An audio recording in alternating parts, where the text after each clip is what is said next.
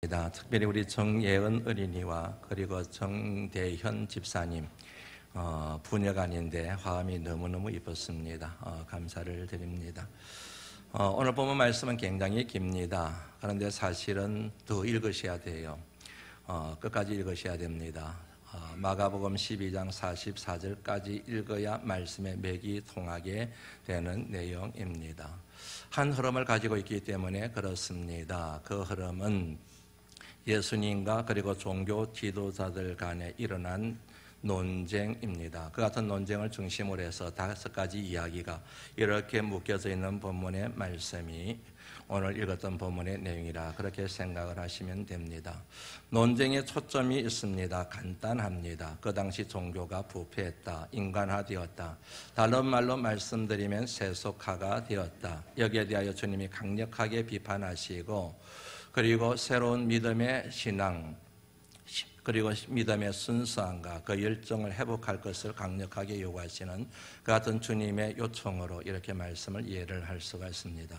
주님의 공생의 가운데서 마지막 일주일 사이에 일어난 논쟁입니다. 그런 만큼 논쟁이 치열하기가 이를 때가 없었습니다. 결국 이 같은 논쟁이 주님이 붙잡히시고 죽임을 당하시게 된 결정적인 이유가 되었다. 물론 전에서부터 예수님을 죽이려는 사람들이 예수님을 죽일 빌미를 찾고 있었지만 결정적인 이유가 이 같은 논쟁에서 비롯되었다. 그렇게 말씀을 드릴 수가 있습니다. 오늘 본문의 말씀을 이해하기 위하여 여러분들에게 3가지 키워드를 소개를 해드립니다. 그 첫 번째가 반응입니다. 영어로 responding이라고 하는 표현입니다. 반응을 통해서 우리는 굉장히 많은 것을 알 수가 있습니다. 왜냐하면 그 반응에는 그 사람이 가지고 있는 뜻과 의미가 들어가 있기 때문에 그렇습니다. 그 사람이 말을 합니다. 그 사람이 행동을 합니다. 그 사람이 뭔가 선택을 하고 결정을 합니다. 그 사람이 얼굴 표정을 봅니다. 그러면 그 사람의 마음속에 뭐가 들어앉아 있는지, 어떤 생각을 하고 있는지, 어떤 감정을 하고 있는지, 흥미가 있는지 흥미가 없는지, 관심이 있는지 없는지, 협조하는지 협조하지 않는지를 알 수가 있다는 얘기이지요. 물론 반응하는 사람들의 여러 가지 상황과 환경을 따라서 그 반응의 의미를 다르게 해석할 수 있는 여지가 있기는 하지만 대개 그 사람이 보이는 반응은 그 사람을 이해하는, 그 사람이 갖고 있는 행동의 의미와 뜻을 파악하는 데 큰 도움이 된다 하는 얘기입니다. 지금 제가 설교를 하고 있어요. 여러분들 지금 말씀을 듣지 않습니까? 어떤 사람은 이렇게 귀를 쫑긋거리고 눈을 동그랗게 들고 말씀에 집중해요. 말씀에 관심이 많고 오늘 말씀을 통하여 하나님의 음성을 듣고자 몸부림치시구나. 하품을 하는 분들이 계십니다. 눈을 감고 계시는 분들이 있습니다. 졸고 앉아 계신 분들이 있으십니다. 피곤하신가 보다, 힘드신가 보다. 저번에 눈길은 조금 비켜드리면서 말씀을 전해야 되겠구나. 그런 여러분 생각을 하게 되지 않겠습니까? 의사는 환자의 반응을 통해서 그 환자의 건강 여부를 진단할 수가 있지요. 선생님들은 학생들의 반응을 통하여 이 학생이 학습에 의욕이 있는지 없는지를 어느 정도 가늠할 수가 있게 되는 것이지요. 여러분, 그런 믿음도 마찬가지입니다. 믿음에 대하여 우리가 정의를 어떻게 내릴 수 있는가 여러 가지 길이 있지요. 그 중에 하나가 반응입니다.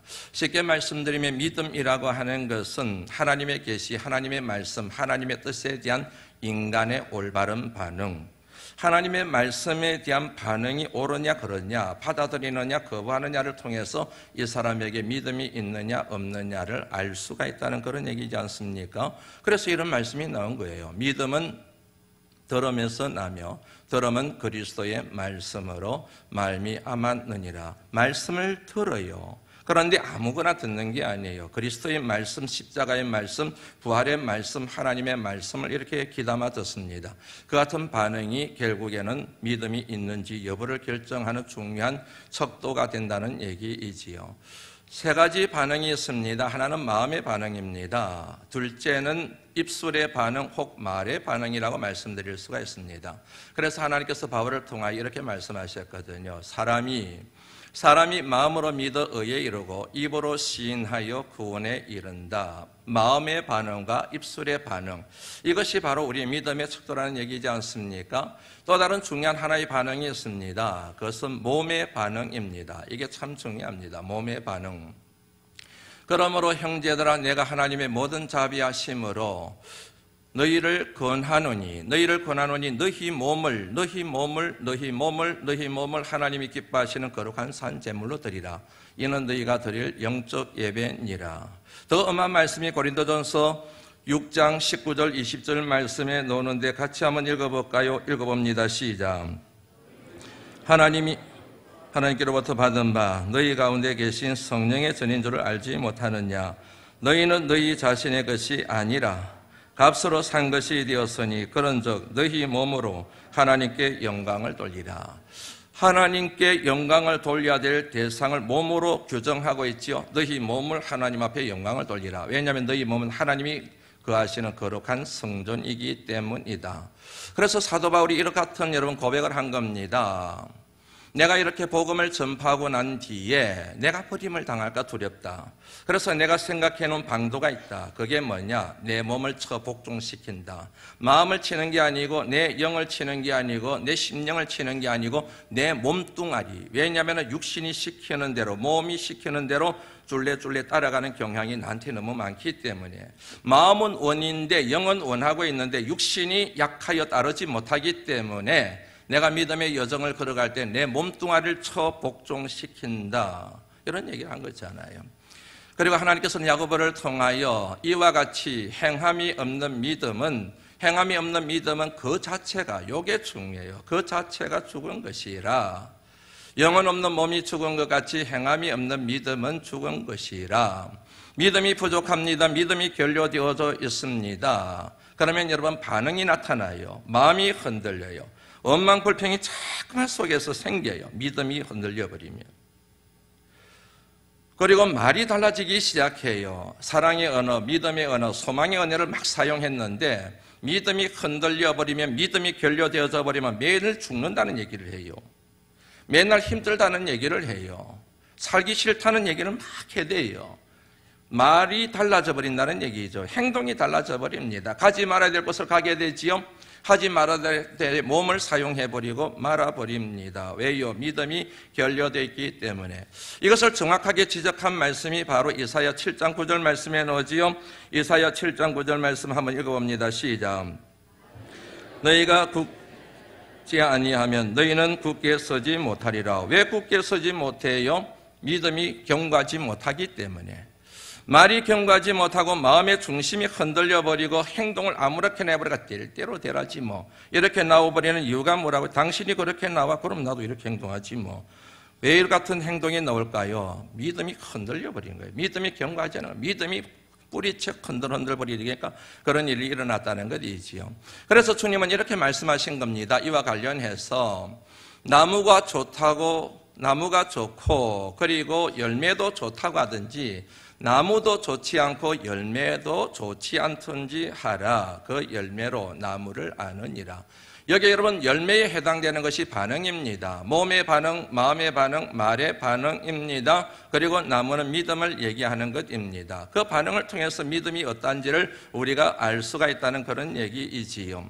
지난주에 우리가 말씀을 통하여 살펴봤던 것처럼 예수님께서 성전으로 들어가셨습니다. 성전으로 들어가신 게 아니고 성전으로 치고 들어가셨습니다. 들어가시자마자 그곳에서 장사하고 있는 사람들, 돈을 바꿔주고 있는 사람들의 상을 뒤엎어 버리셨습니다. 그 온유하신 주님이 그렇게 분노하셨습니다. 그리고 채찍을 만들어서 사람들을 내리치셨습니다. 다 쫓아내셨습니다. 주님이 그렇게 하시는 것은 옳은 일이었습니다. 정당한 일이었습니다. 왜냐하면 성전에서는 그 같은 일을 하면 안 되는 것이 하나님의 말씀이요 하나님의 뜻이었기 때문입니다. 하나님께서 이렇게 말씀하시지 않으셨습니까? 내 집은 만민이 기도하는 집이요 만민을 위하여 기도하는 집이다. 그런데 너희들이 강도의 소굴로 만들었구나. 그렇게 주님이 평가하셔서 그렇게 하신 것이지요. 그러므로 그 당시의 사람들은 하나님의 뜻에 정면으로 위배되는 언행을 보인 것입니다. 이에 대한 여러분 예수님의 이 같은 성전 청결하신 사건에 대한 그 당시 종교 지도자들의 반응을 볼 수 있는 말씀이 마가복음 11장 18절 말씀에 나옵니다. 같이 한번 읽어봅니다. 읽습니다. 시작. 듣고 예수를 어떻게 죽일까 하고 깨하니 이는 무리가 다 그의 교훈을 놀랍게 여김으로 그를 두려워함일러라. 이 말씀에서 우리가 주목해 봐야 될 표현이 듣고입니다. 듣고. 쉽게 말씀드리면 직접 보지 않았다는 얘기입니다. 그러면 이 말씀 속에 담겨있는 의미는 대제사장을 비롯하여 서기관들과 장로들, 그 당시 종교 지도자들은 그 자리에 없었다는 것을 의미하는 거예요. 없었습니다. 전에 들었습니다. 그런데도 전에 듣고도 요놈 죽여버려야지, 그렇게 생각을 했다는 얘기. 그게 바로 11장 18절 말씀의 내용이지 않습니까? 그 당시 여러분 성전에서 장사를 하고 그리고 돈을 바꿔주는 한전상이 되기 위해서는 누군가의 허락을 받아야 돼요. 자기 마음대로 장사하고 싶다고 해서 돈을 바꿔주고 싶다고 해서 상을 펼칠 수 있는 게 아니에요. 허락을 받아야 돼요. 그 허락을 해주는 사람이 누구냐면 18절 말씀에 나오는 대제사장들이에요. 대제사장들의 허락을 받아야만 장사를 할 수가 있고 돈을 바꿔주고 이문을 챙길 수 있는 그런 일을 할 수 있다는 얘기이지요. 그런데 이 같은 여러분 허락을 받는 과정에 뒷돈이 거래가 됐어요. 아무나 내주는 게 아니에요. 돈을 사들고 오는 사람들에게 너 장사해, 너 돈 바꿔주는 애도 괜찮아, 이런 일이 비일비재한 게 아니고 일상이 되었다는 얘기지요. 그리고 수익금의 일부를 항상 대제사장들에게 나누어 줍니다. 그리고 성전 맡은 사람들에게 나누어 줍니다. 이 일들을 계속하는 거이죠. 쉽게 말씀드리면 그 일에 엄청난 이권이 있었다는 얘기입니다. 이 같은 이권을 챙기기 위하여 그 당시 대제사장을 비롯하여 종교 지도자들이 성전을 내줬다는 얘기이지요. 그러므로 주님이 지적하시는 성전 청결 사건의 핵심인 성전이 부패하고 종교가 부패한 결정적인 이유, 그 부패의 주범은 장사한 사람들이 아니라 그 배후에 있는 그 당시 종교 지도자들, 이 사람들이 바로 그 당시 종교 부패의 주범이다. 이 같은 메시지를 함축하고 있는 단어가 듣고라고 하는 이 표현 속에 담겨져 있다는 것이죠. 그 당시 종교 지도자들이 예수님을 죽이려고 몸부림쳤던 이유 중에 하나가 바로 이 부분입니다. 기득권 때문에 그렇습니다. 하루아침에 이루어진 기득권이 아닙니다. 수년에 걸쳐서, 수십 년에 걸쳐서 이루어진 기득권입니다. 그 기득권이 허물어지게 되면 자신들의 정체성 자체가 소멸되어져 버립니다. 생명과도 같은 기득권입니다. 그러므로 그 기득권을 지켜야 됩니다. 그런데 예수님이 그 기득권을 건드려 버린 것입니다. 그러니까 예수님을 죽여야만 그들이 살아갈 수가 있는 것이지요. 그런데 예수님을 그 자리에서 죽이지는 못했습니다. 왜냐하면 사람들이 예수님을 존경하고 예수님의 권위를 인정하고 예수님을 두려워했기 때문에 그렇습니다. 그래서 계속해서 꾀를 내는 내용들이, 그 뒤로 이어서 나오는 내용들이 계속 꾀를 내는 거예요. 어떻게 하면 이놈을 죽일까? 공모한 결과 그 꾀가 드러나는 사건들이 12장 44절까지 말씀이 계속 이어지게 된다는 그런 얘기이죠.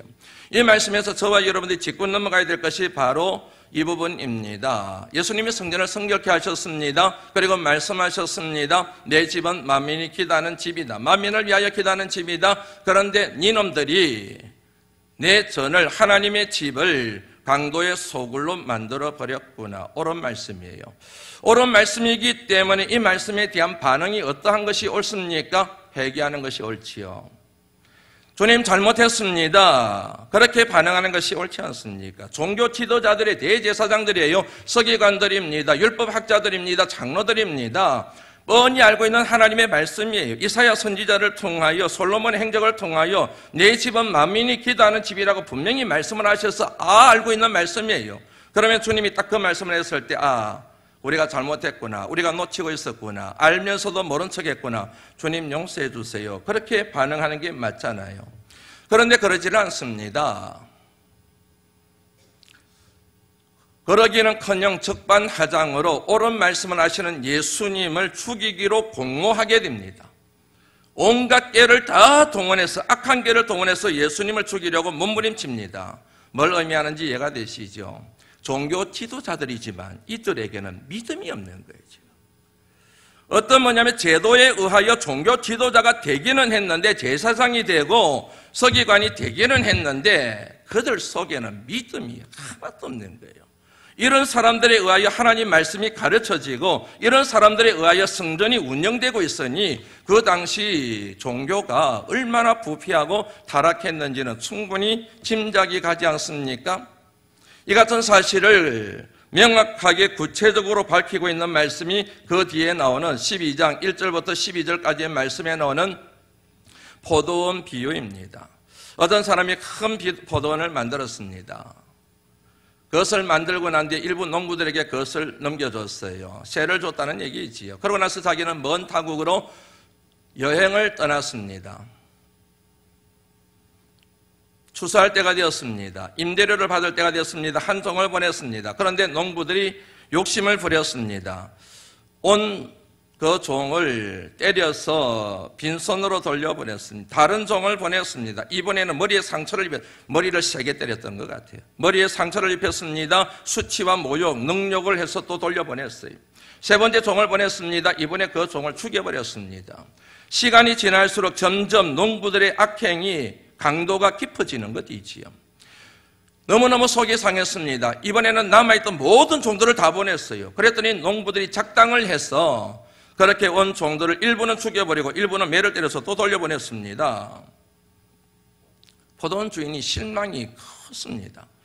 그럼에도 불구하고 희망이 있습니다. 아들이 하나 있었거든요. 아들을 보내리라. 아들을 보내면 그들이 나를 대하듯이 대하게 될 것이고 그들이 행해야 될 일들을 감당하게 될 것이다 생각했는데 그것은 착각이었습니다. 농부들은 아들까지도 죽여버렸습니다. 그 이유를 밝히고 있는 말씀이 12장 7절 8절 말씀에 나오죠. 같이 한번 읽어봅니다. 읽습니다. 시작. 자, 죽이자. 그러면 그 유산이 우리 것이 되리라 하고 이에 잡아 죽여 포도원 밖에 내던졌느니라. 욕심으로 인하여 이 같은 사망, 죽이는 사람을 죽이는 주인의 아들을 죽이는 이 같은 천인공노할 짓을 이들이 하고 맙니다. 그들의 결국은 뻔합니다. 9절 말씀 읽습니다. 시작. 포도원 주인이 어떻게 하겠느냐. 와서 그 농부들을 진멸하고 포도원을 다른 사람들에게 주리라. 여기에 나오는 여러분 포도원 주인은 하나님을 뜻합니다. 그리고 종들은 하나님이 보내신 사자들을 의미합니다. 농부들은 그 당시 종교 지도자들을 얘기합니다. 아들은 예수 그리스도를 의미합니다. 이 말씀을 통하여, 이 비유를 통하여 예수님께서 그들에게 밝히시고자 하는 사실이 하나 있습니다. 너희들이 부패했다는 거예요. 너희들이 지금 욕심에 사로잡혀서 부패할 대로 부패하고 썩을 대로 썩었다는 얘기입니다. 너희들만 썩은 것이 아니라 내 집을 타락시키고 내 백성들을 호도하여 그들도 다 부패하고 타락한 하나님의 사람들로 만들어버렸다는 얘기입니다.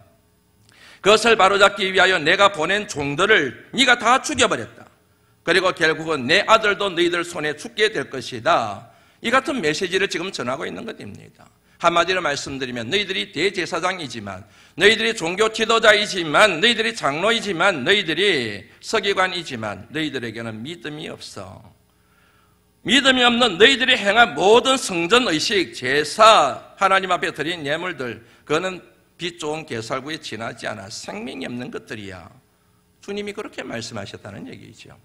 이 말씀이 전하고자 하는 요지들이 있습니다. 그 중에 하나가 하나님의 말씀에 대한 반응이, 하나님 말씀에 대한 반응이 내 믿음이 어떠한지를 보여주는 강력한 증거가 된다라고 하는 사실입니다. 하나님의 말씀을 보면은 말씀에 대한 반응을 크게 세 부류로 나눌 수가 있습니다. 한 사례는 서대반의 설교에 대한 반응입니다. 서대반이 설교를 해요. 그런데 그 설교를 들은 사람들의 반응이 사도행전 7장 54절 말씀에 나옵니다. 같이 한번 읽어보죠. 시작. 그들이 이 말을 듣고 마음에 찔려 그를 향하여 이를 갈거늘 마음속에 생기는 거이지요. 그들이 서대반의 설교를 듣고 1단계예요. 그 다음에 마음에 찔려 2단계입니다. 3단계 이를 갈거늘, 그리고 말을 하기 시작합니다. 57절 말씀입니다. 읽습니다. 시작. 그들이 큰 소리를 지르며 길을 막고 일제히 그에게 달려들어 행동을 옮깁니다. 59절입니다. 시작. 그들이 돌로 서대반을 치니 서대반이 부러지져 이르되 주 예수여 내 영혼을 받으시옵소서 하고, 마음의 생각과 입술의 말과 행동, 그것이 일치하여 말씀 전한 자를 죽여버립니다. 왜냐하면 그 말씀이 옳은 말씀인데 그 말씀 앞에 항복하는 대신에 그것을 죽임으로 자기들의 원하는 것을, 자신들이 원했던 자유를 얻기 위해서 그런 것입니다. 또 다른 반응이 나오지요. 가늠하다가 현장에서 붙잡힌 여인을 주님 앞에 데려왔을 때 그들에게 주님이 이렇게 말씀하십니다. 너희 중에 죄 없는 자가 먼저 돌로 치라. 그들의 반응을 한번 볼까요? 요한복음 8장 9절 말씀입니다. 읽습니다. 시작.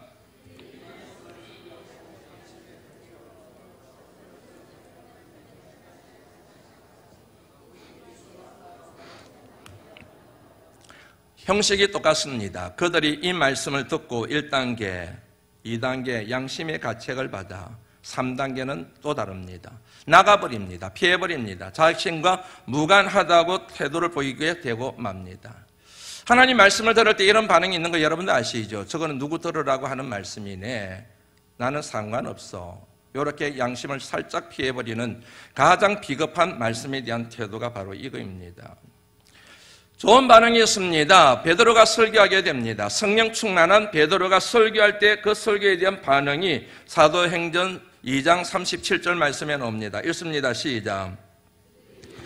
듣고 마음에 찔려 베드로와 다른 사도들에게 물어 이르되 형제들아 우리가 똑같은 형식입니다. 그들이 이 말을 듣고 베드로의 설교를 듣고 두 번째 마음에 찔려, 세 번째 형제들아 우리가 어찌할꼬 그래? 그러면 너희들 회개해. 그러면은 제3을 받고 성령을 선물로 받게 될 거야. 그래서 여러분 이들이 회개하고 성령을 받은 말씀을 사도행전 2장에 통해서 알 수가 있게 되는 거지요. 동일한 말씀을 들었어요. 그 말씀에 대하여 반응도 똑같습니다. 예, 그런데 마지막 입술의 반응과 몸의 반응이 전혀 달라져 버리는 것을 알 수가 있습니다.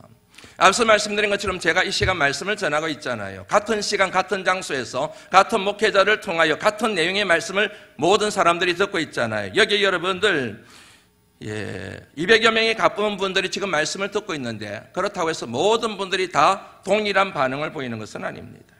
어떤 분들은 은혜를 받아요. 맞아 주님 용서해 주세요. 제가 죄인입니다. 죄인으로 하실 때 날 먼저 부르십시오. 하나님 제가 신앙생활 제대로 못했네요. 저 종교 지도자들이 바로 저의 자화상입니다. 주님 용서해 주세요. 제가 교회는 다니고 신앙 의식은 지키고 예배도 드리고 하는데 제 속에 진짜 믿음이 없네요. 하나님 정말 하나님 마음이 찔립니다. 용서해 주세요. 용서해 주세요. 그러는 사람이 있는가 하면은 다른 반응을 보여요.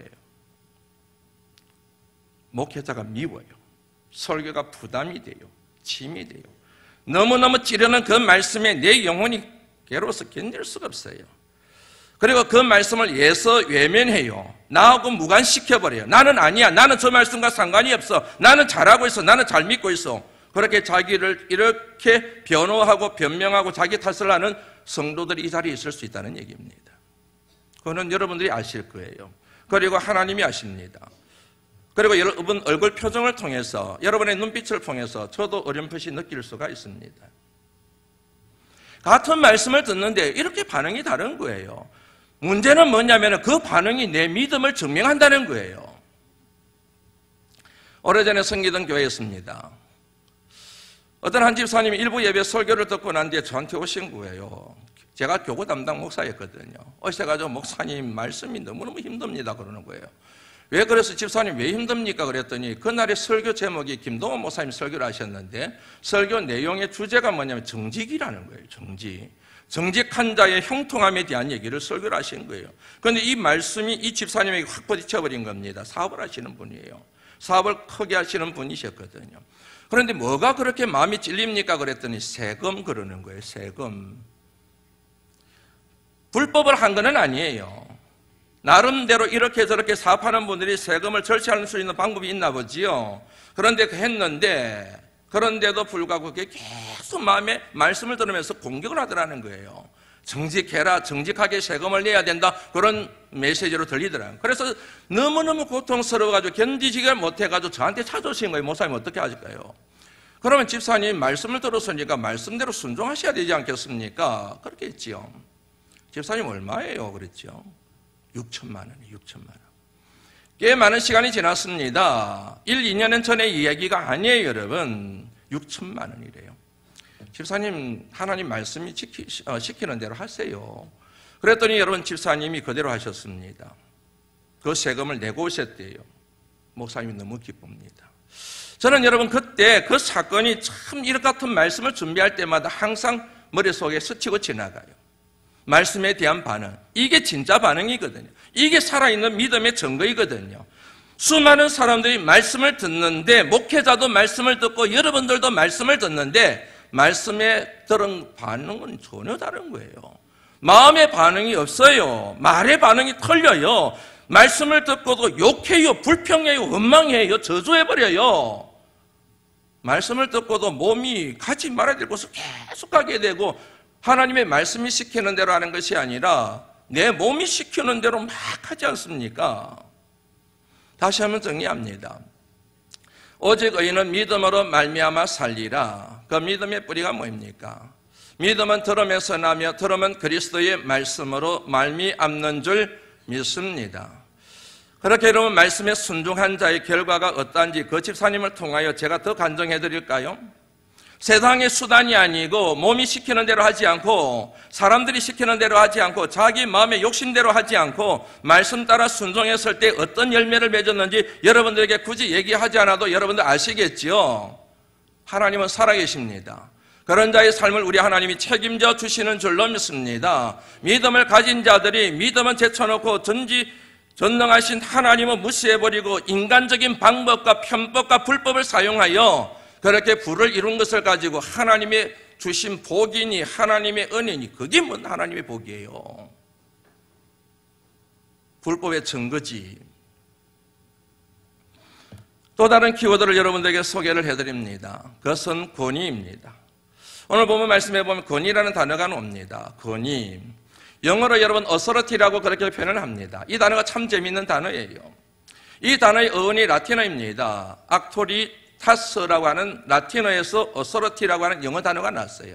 이 악토리타스의 동사 원형이 있습니다. 그게 뭐냐면 아우제르입니다.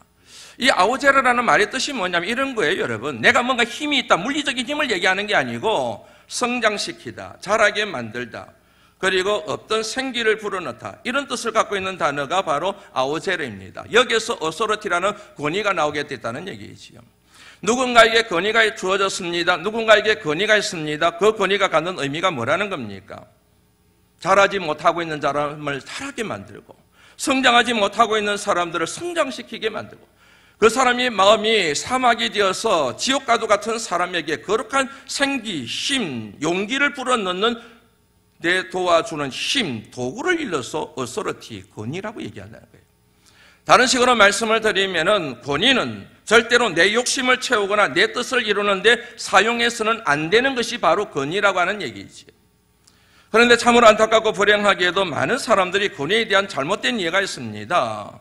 그 권위를 내게 주어진 어떤 물리적인 힘으로 생각합니다. 권력으로 생각을 합니다. 그 힘을 가지고 누군가를 누릅니다. 누군가를 제압합니다. 누군가에 군림합니다.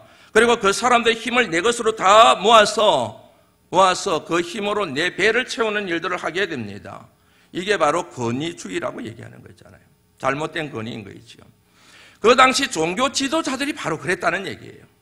그들에게 여러분 대제사장이기 때문에 성전 맡은 사람들이기 때문에 서기관이요 그리고 율법학자요 그런 사람들이기 때문에 그들에게 제도적으로 하나님의 말씀에 의하여 권위가 주어졌어요. 그거는 굉장한 권위입니다. 하나님으로부터 주어진 권위예요. 하나님께서 그들에게 권위를 주신 이유는 간단합니다. 성전을 잘 섬기라는, 교회를 성전을 세워나가라는, 하나님의 백성들에게 좋은 것을 가르쳐서 그들의 믿음이 성장하고 그들의 믿음이 자라고 그들 속에 있는 모든 추악하고 더러운 죄들이 다 소멸되어지고 처음 인간을 하나님이 만드시고 난 다음에 코에 생기를 불어넣으심으로 생명이 된 것처럼 거룩한 생기를 돋아나게 만드는 데 사용하라고 종교 지도자들에게 그 같은 권위를 줬다는 거예요. 그런데 이 종교 지도자들이 그 권위를 가지고 자신들의 욕심을 채우는 데 사용, 자신들의 배를 채우는 데 사용, 그 권위를 이용하여서 성전을 팔아서 자기 지위를 팔아서 물질을 모으는 데 사용했다. 그 와중에 성전은 부패하게 되고 하나님의 백성들은 제대로 말씀을 듣지 못해서 타락하게 되고 하나님의 영광은 가로막혀버리게 되고 만민을 위하여 기도해야 될 그 집은 유대인들의 잘못된 선민의식에 의하여 짓밟힘을 당하게 되고 이방인들에게 복음이 전파되어야 되는데 전파되지 못하고 있고, 그래서 결국에는 하나님의 영광이 가로막혀버리고 하나님의 영광이 수치와 모욕을 당하고 있는 그런 일들이 지금 일어난 거예요. 주님의 공격 포인트가 바로 요거예요. 결국 이들이 예수님을 죽일 수밖에 없었던 결정적인 이유는 무엇이냐면 그들이 가지고 있는 마지막 자존심, 그 권위, 그거를 예수님이 푹 찔러버린 거예요. 그러므로 그들이 살기 위한 길은 하나밖에 없는 거예요. 자신들의 권위에 도전한 그 예수를 죽여버리는 것 외에는 다른 길이 없는 거예요. 여기서 여러분 인간의 본성이 나타나게 됩니다. 하나님께서 처음 인간에게 권위를 주셨습니다. 권세를 주셨습니다. 땅을 정복하고 만물을 다스릴 수 있는 권위와 권세를 주셨습니다. 자유의지라고 하는 대단한 권위를 주셨습니다. 그런데 그 같은 권위를 가지고 하나님이 되려고 그 권위를 사용했습니다. 오늘 종교 지도자들에게도 그대로 나타나는 거예요. 하나님이 그들에게 주신 권위를 가지고 하나님의 권위를 대적하는 데 그 권위를 사용하고 있어요. 하나님이 주신 그 놀라운 권위로 하나님을 대적하여 하나님을 이기려고 하는 이 같은 데 그들의 권위를 사용한 것. 예수님이 그거를 공격을 한 거예요. 주님께서 12제자를 파송한 얘기 있습니다. 12제자를 파송하시면서 그들에게 권세를 주셨습니다. 권위를 주셨습니다. 귀신을 쫓아내고 눈먼 자들의 눈을 밝혀주고 부자유한 자들을 자유케 만드는 권세를 주셨습니다. 이유는 간단합니다. 살리라는 것입니다. 믿음이 없는 자들에게 믿음을 심어주라는 것입니다. 하나님을 믿지 않는 사람들에게 하나님을 믿게 만드는 그 같은 생계의 통로가 되라, 그 같은 권위를 주셨습니다. 이 말씀을 그대로 이어받은 말씀이 사도행전 1장 8절 말씀. 오직 성령이 너희에게 임하시면 너희가 권능을 받고 예루살렘과 온 유대와 사마리아 땅끝까지 이르러 내 증인이 되리라. 성령이 임하면 권능을 얻어요. 은사를 받습니다. 권세를 얻습니다. 각양 놀라운 은혜와 권능과 권세와 권위를 얻게 됩니다. 그런데 그것을 가지고 무당짓을 합니다. 그것을 빌미로 하여 돈을 법니다. 그것을 가지고 헌금을 강요합니다. 그리하여 자기를 배를 채우는 이런 일들이 한국 교회 안에 얼마든지 일어나고 있음을 여러분들이 알고 있지 않습니까? 하나님께서 우리에게 성령을 주시고 권능을 주시고 권위를 주신 중요한 이유는 가라는 거예요. 땅끝으로 가라는 거예요. 예루살렘으로 가고 유다로 가고 사마리아로 가서 복음의 증인이 되라는 거예요. 믿음이 없는 자들의 믿음을 성장시키고 믿음이 없는 자들의 믿음을 자라게 만들고 세상의 영에 악한 영에 사로잡혀 있는 그들의 심령 가운데 거룩한 생기를 불어넣으라고 성령을 주시고 그리고 권위와 권능을 주셨는데 그것을 가지고 돈벌이나 하고 있다니, 이런 얘기를 한 얘기죠. 이 같은 본을 보이신 분이 바로 누구이십니까? 바로 예수님이잖아요. 주님께서는 여러분 하나님의 권위가 있었습니다. 전지전능하신 권위가 있었습니다. 그런 분이 이렇게 고백하셨습니다. 인자가 온 것은 섬김을 받으려 함이 아니라 도리어 섬기려 하고 자기의 목숨을 많은 사람의 대속물로 주려 함이니라. 하나님이 주신 권위와 세상의 권위가 전혀 다르다는 사실, 이거를 알 수가 있습니다. 그래서 여러분 대제사장과 서기관들이 예수님께 이게 누구의 권위로부터 온 거냐 그랬을 때 그들의 질문은 예수님이 가지고 있는 권위를 전혀 파악하지 못한 데서 온 질문이라고 하는 사실을 우리가 깨달을 수가 있게 되는 부분이지요. 저와 여러분들에게도 주어진 권위가 있습니다. 가정에서의 권위가 있습니다. 부모로서의 권위가 있습니다. 남편으로서의 권위가 있습니다. 아내로서의 권위가 있습니다. 직장에 가서도 권위가 있습니다. 상사로서의 권위가 있습니다. 전문가로서의 권위가 있습니다. 교회 안에서도 권위가 있습니다. 그 같은 권위를 감당해낼 수 있도록 하나님께서 저와 여러분들에게 권세를 주셨습니다. 물질의 권세를 주셨습니다. 지식의 권세를 주셨습니다. 경험의 권세, 건강의 권세를 주셨습니다. 각양 놀라운 은사와 권세를 저와 여러분들에게 주셨습니다. 왜요? 살리라는 거예요. 섬기라는 것입니다. 잘하게 만들으라는 것입니다. 하나님의 영광을 위하여 사용하여 하는 것이 하나님의 뜻인 줄로 믿습니다. 그러므로 하나님이 주신 그 같은 권세를 묵혀둘 것이 아니라 엉덩이에 깔아앉고 내가 먹고 살 것이 아니라 주님의 귀한 뜻을 이루기 위하여 사용하는 하나님의 사람들이 되어야 할 줄로 믿습니다. 하나 더 권면해 드립니다. 그것은 하나님이 세우신 권위를 인정할 줄 아는 것입니다.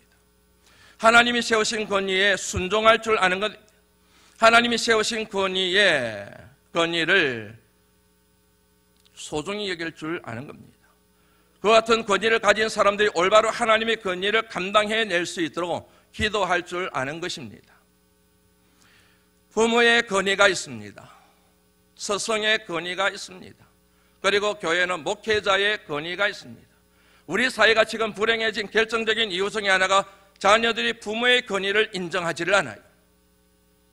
부모님들이 여러분 자녀들을 인하여 속상한 일을 겪을 때마다 니는 왜 네 친구와도 못하게 부모를 생각하느냐, 그런 말을 말이에요. 자녀들이 여러분, 요즘 세대 자녀들이 부모의 권위를 인정을 하지 않아요.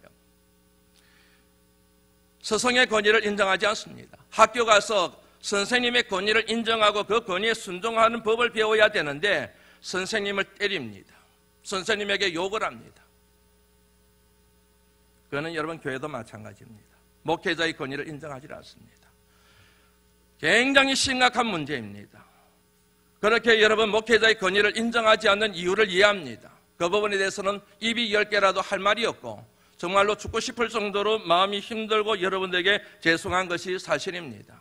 그런데 여러분, 그렇게 해서 여러분들에게 득이 되는 게 뭐게 되겠습니까? 앞서 말씀드린 것처럼 우리 믿음의 근간은 하나님의 말씀입니다. 믿음은 들음에서 나며 들음은 그리스도의 말씀으로 말미암는다 그랬습니다. 말씀을 듣지 않는데, 말씀을 가르치는 자와 말씀을 선포하는 자의 말씀을 듣지 않는데 어떻게 여러분 우리가 믿음이 성장하고 건강한 믿음을 가질 수가 있겠습니까? 이 목회자를 만나면 되겠습니까? 저 교회를 가면 되시겠습니까? 그래서 나온 여러분들의 마지막 고백이 뭔지 아시죠? 그놈이 다 그놈이다. 너무너무 악하고 너무너무 부끄러운 고백이지만 여러분, 예수님이 오셔도 예수님의 말씀을 듣고 나서도 결국에는 그놈이 그놈이다. 오늘 예수님께서 그렇게 말씀하시는데도, 그렇게 예수님께서 강력하게 말씀하시는데도 이 당시 종교 지도자들, 이미 뭐냐면 신앙의 양심에 화인 맞은 자들은 다 알면서도 불구하고, 예수님의 말씀이 옳다는 사실을 알면서도 불구하고 결국 살기 위하여 예수님을 잡아 죽여버려요. 여러분들이라고 해서, 저라고 해서 안 그러겠습니까? 이 말씀들을 기억하시면 좋겠다는 생각이 듭니다. 갈라디아서 6장 6절 말씀입니다. 같이 읽습니다. 시작.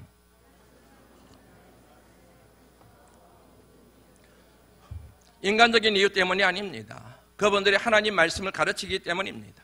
하나님 말씀을 전하기 때문입니다. 그러므로 말씀을 가르침을 받는 사람들은 말씀을 가르치는 자를 위하여 기도하셔야 됩니다. 목회자를 위하여 기도하는 게 아니고 여러분의 영혼을 위하여 기도하셔야 됩니다.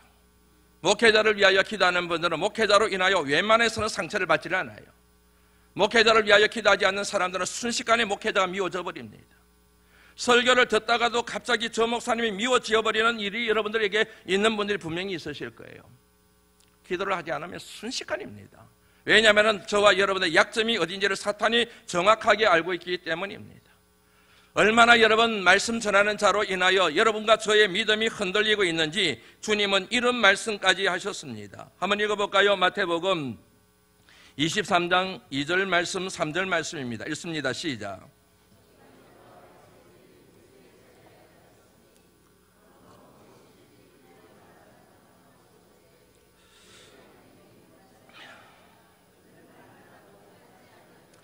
제가 이 같은 말씀을 여러분에게 소개해 드리는 것은 옳지 않을 수가 있습니다. 왜냐하면 이 말씀을 가지고 우리 목회자들을 변호하고 그리고 저 자신을 변명할 가능성이 많기 때문에 그렇습니다. 그럼에도 불구하고 이 말씀을 여러분들이 들으실 필요는 있다는 생각이 듭니다. 목회자들이 이 말씀을 가지고 목회자 자신을 합리화하는 것은 굉장히 위험한 짓입니다. 그것은 큰 범죄가 됩니다. 그러나 여러분, 말씀을 듣고 말씀에 기초한 믿음의 여정을 걸어가실 때 여러분들은 적어도 이 말씀을 항상 염두에 두시고 신앙생활을 해 가신다고 한다면 꽤 많은 부분에서 해답을 얻을 수 있지 않을까, 그렇게 여겨집니다.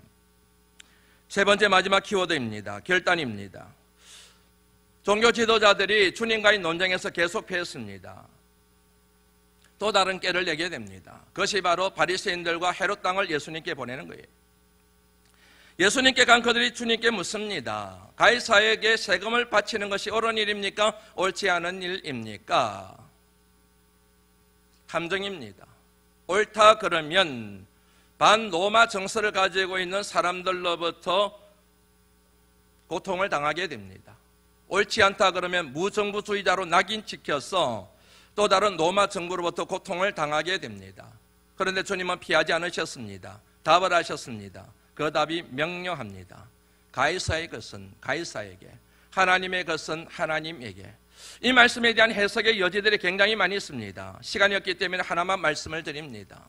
한마디로 말씀드리면 하나님의 사람들은 이 세상에 살아가고 있지만, 대한민국 국민으로 살아가고 있지만 그 삶의 기준은, 생각의 기준은, 선택과 결정의 기준은 언제나 하나님이어야 된다라고 하는 말씀입니다.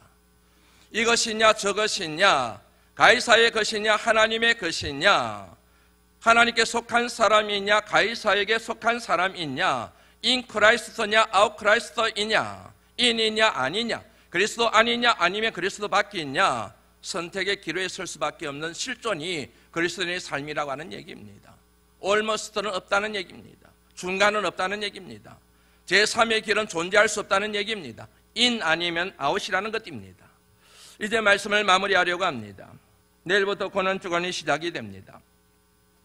예수님의 일주일의 고난과 그리고 예수님의 공생의 3년, 예수님의 전생애를 아우를 수 있는 말씀 중에 말씀을 하나 꼽으라고 한다면 저는 예수님께서 겟세마네 동산에서 하신 기도라고 생각을 합니다. 나의 원대로 마옵시고 나의 원대로 마옵시고 아버지의 원대로 하옵소서. 내 뜻대로 하오지 마옵시고 하나님의 뜻대로 하십시오. 저는 순종하겠습니다 라고 하는 고백입니다. 이 같은 하나님의 뜻과 예수 그리스도의 순종으로 말미암아 저와 여러분들이 살아났습니다. 구원을 얻게 되었습니다. 이제는 저와 여러분들이 반응할 차례입니다. 지금의 반응에 여러분들은 만족하십니까? 이 같은 주님의 사랑과 주님의 십자가 고난에 대한 반응이 정당하다고 생각하십니까? 그 질문을 가지고 고난주간을 보내시기를 주의 이름으로 부탁을 드립니다. 기도합니다. 하나님 감사합니다. 귀한 말씀을 통하여 우리에게 도전하여 주심을 감사합니다.